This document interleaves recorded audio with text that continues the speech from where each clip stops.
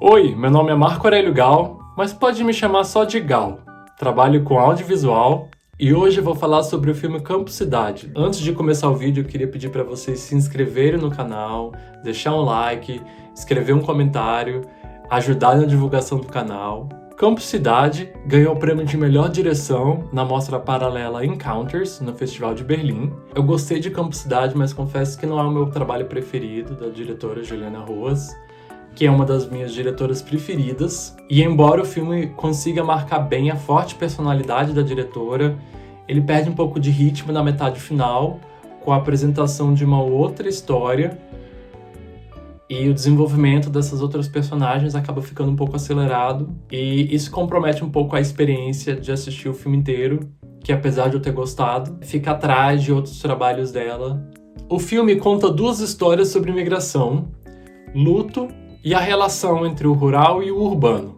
A primeira história é de Joana, que é uma trabalhadora rural de Minas Gerais, que perde tudo após o rompimento de uma represa e vai tentar vida nova em São Paulo. Essa primeira parte do filme tem uma atmosfera tão interessante que é inevitável não lembrar dos trabalhos anteriores da Rojas, especialmente Trabalhar Cansa e Sinfonia de uma Necrópole. Há algumas sequências que envolvem um cavalo alecrim, que é onde a diretora melhor consegue explorar o seu estilo, já tão bem estabelecido nos trabalhos anteriores, e consegue mergulhar ainda mais fundo. Embora a história pareça bastante real, a tragédia vivida por Joana não é muito diferente daquela vivida por mais de 800 mil pessoas atingidas pelas enchentes no Rio Grande do Sul, mas tem alguns momentos da trama que soam um pouco forçados, como por exemplo a sugestão da Joana trabalhar na Diarex via da ingênua criança gorda.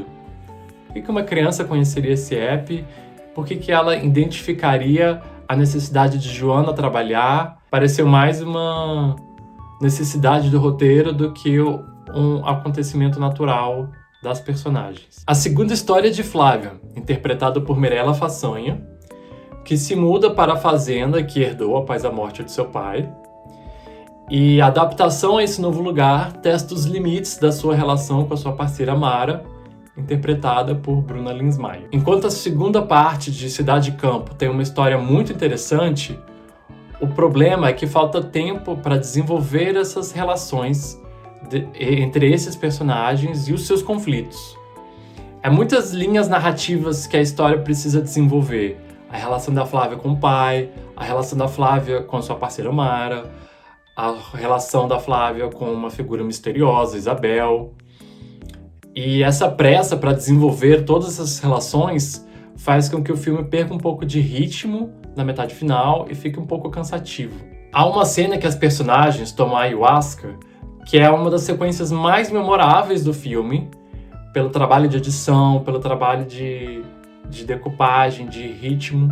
Mas o tema da ayahuasca é introduzido de forma um pouco aleatória, com a entrada de uma personagem já bem tarde na trama, e que depois que ela cumpre sua função, se despede da história com a mesma facilidade que entrou. No fim, fica a impressão de que falta uma conexão maior entre as duas histórias, principalmente porque o filme deixa pistas de que as duas histórias vão se encontrar em algum momento, mas isso nunca chega a acontecer. A casa da Mara é uma das primeiras a receber a faxina de Joana, mas o pingente de coruja que ela encontra lá acaba não dando em nada.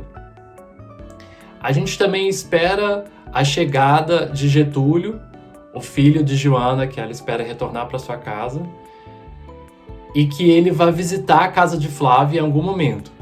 Mas a gente também nunca chega a conhecer o filho dela. E o comentário de uma das amigas de trabalho da Joana sobre como ouvir outras pessoas cantando no karaokê une os universos pessoais de todo mundo que está ali assistindo, parece um pouco familiar quando a gente vê a Flávia lendo os livros que o pai tinha sobre universos paralelos, mas os dois mundos nunca chegam a se encontrar diretamente. É comum que um filme indique que vá para um caminho e depois ir para outro, a fim de causar surpresa no espectador e subverter as suas expectativas. Mas o que acontece aqui é diferente, porque é como se ele anunciasse algo que nunca chega.